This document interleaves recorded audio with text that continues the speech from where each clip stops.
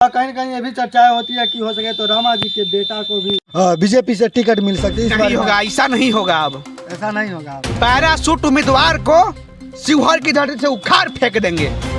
कोई भी उम्मीदवार है जो बाहरी होगा, शिवहर में नो एंट्री है बाहरी का।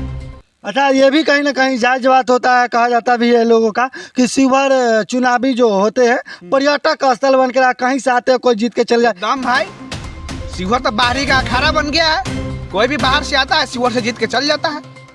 एकदम 2024 के चुनाव में ऐसा क्या होने वाला है? क्या 2024 में बाहरी की नो एंट्री है। शिवहर में बाहरी को भगाना है क्या? हमारे शिवहर के लोग में क्षमता नहीं है क्या? एकदम है भाई।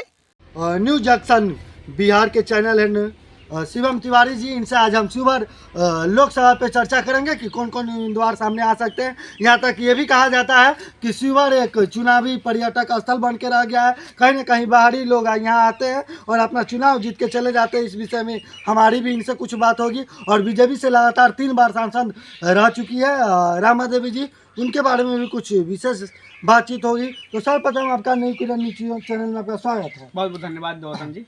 अच्छा, आपको क्या लगता है कि जो शिवहर लोकसभा वो है क्षेत्र है, यहाँ पे बीजेपी से कौन कौन उम्मीदवार सामने आ सकते हैं? देखिए, बीजेपी से बहुत सारे उम्मीदवारों की चर्चा हो रही है। पहला नाम तो आशुतोष शंकर सिंह का आ रहा है। पता होगा आपको, पूर्व सैन्य अधिकारी रह चुके हैं आशुतोष शंकर सिंह, और युवाओं के चहेता हैं। युवाओं में रोजगार देने में अव्वल दर्जे के माने जाते हैं। कहीं ना कहीं बिहार में एथेनॉल जो उत्पादन होता है, एथेनॉल अल्कोहल का जो उत्पादन होता है, उसमें बड़ी भूमिका उनकी मानी जाती है। तो यानी कह सकते हैं कि एथेनॉल के क्षेत्र में क्रांति लाने में आशुतोष शंकर सिंह की बड़ी भूमिका है। और युवाओं के बेहतर चेहरा है, समाज में अच्छा पकड़ है, और कही एक बात है कि शिवहर के लोकल हैं। और दूसरा नाम सामने, और युवा उद्योगपति भी हैं, तो कहीं ना कहीं बड़ा नाम सामने आ रहा है। दूसरा नाम शिवहर कहीं लोकल ठाकुर रत्नाकर राणा, जो शिवहर विधानसभा से पूर्व विधायक रह चुके हैं। उनका राजनीतिक परिवार है, आपको पता होगा। उनके परबाबा शायद थे ठाकुर नवाब सिंह, जो स्वतंत्रता सेनानी थे। उनके नाम से शिवहर हाई स्कूल है। और कहीं ना कहीं ठाकुर रत्नाकर शिवहर के बेटे हैं, शिवहर से विधायक रह चुके हैं शिवहर विधानसभा से। तो लोकसभा में उनका चर्चा जायज है और उम्मीदवार के रूप में आ सकते हैं। तीसरा नाम अगर बीजेपी से देखा जाए तो राकेश झा का नाम सामने आ रहा है। राकेश झा वहीं पूर्व केंद्रीय मंत्री स्वर्गीय पंडित रघुनाथ झा के पौत्र हैं। राकेश झा भाजपा के चेहरा है, बड़े चेहरा है, और कहीं ना कहीं रघुनाथवादी परिवार से है। रघुनाथ झा के परिवार से तो बड़ा नाम सामने आ रहा है, बड़ा वोट बैंक है उनका। पता होगा रघुनाथ झा का कितना चर्चा था, अभी भी चर्चा उनका माना जाता है कि रघुनाथ झा रहते तो ऐसा होता, रहते तो वैसा होता। तो राकेश झा भी बड़ा चेहरा है, उम्मीदवार मजबूत दावेदार हैं। उसके बाद अगर अन्य उम्मीदवारों की चर्चा किया जाए तो सुनील कुमार पिंटू, जो जदयू से अभी सांसद हैं सीतामढ़ी से, उनका नाम सामने आ रहा है। क्यों आ रहा है उनका नाम सामने? क्योंकि सुनील कुमार पिंटू अभी जेडीयू से हैं, लेकिन उनका कहा जाए वहाँ पत्ता कटने वाला है। तो भाजपा के भी मजबूत सिपा सालार के रूप में थे। पता होगा भाजपा से उनकी दूरियां धीरे धीरे बन रही है। पहले जेडीयू से दूरियां बन रही है और भाजपा से नजदीकियां बढ़ रही है। तो कहा जा सकता है सुनील कुमार पिंटू को शिवहर लोकसभा मिले। और पवन जायसवाल का नाम सामने आया, जो ढाका से विधायक है, अभी मजबूत चेहरा है।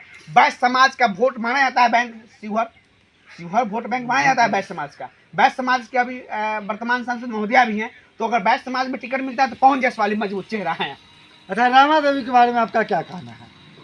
रामा देवी भाई काम लोग जनता तो उदासीन है ही, लेकिन अभी रेलवे वाला जो उनका की है, रेलवे तो बहुत पुराना मामला था। उस सामने राशि आवंटन हुआ, उनका बड़ा योगदान माना जा रहा है। तो कहीं ना कहीं एक उनका बड़ा काम है रेलवे। और कहीं ना कहीं ये भी चर्चाएं होती है कि हो सके तो रामा जी के बेटा को भी बीजेपी से टिकट मिल सकती है। नहीं होगा, ऐसा नहीं होगा। अब ऐसा नहीं होगा। पैराशूट उम्मीदवार को शिवहर की धरती से उखाड़ फेंक देंगे।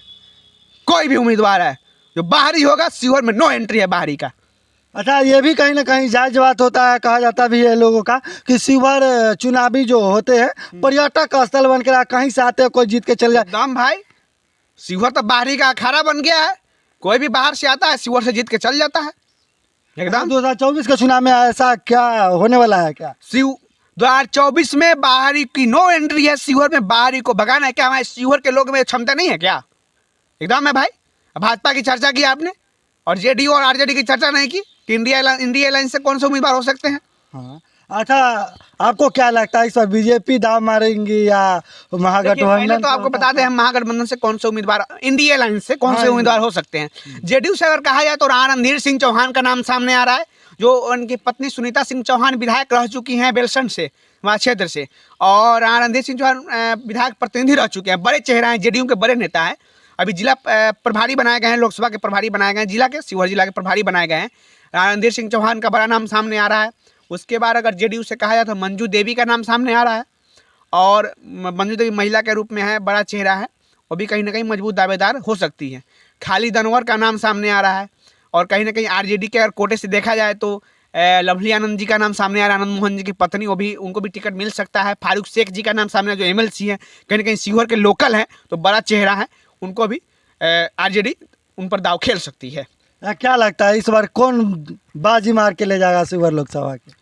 हम इसमें कुछ नहीं कह सकते, अब शिवहर लोकसभा की जनता तय करेगी। बस इतना कहेंगे कि बाहरी को मौका मत दीजिए, शिवहर के जो आम आवाम है, शिवहर की अगर लोकल हैं, लोकल बेटे को जगह दीजिए, जरूर शिवहर का प्रतिनिधित्व करेंगे और शिवहर को बेहतर दिशा में ले जाएंगे।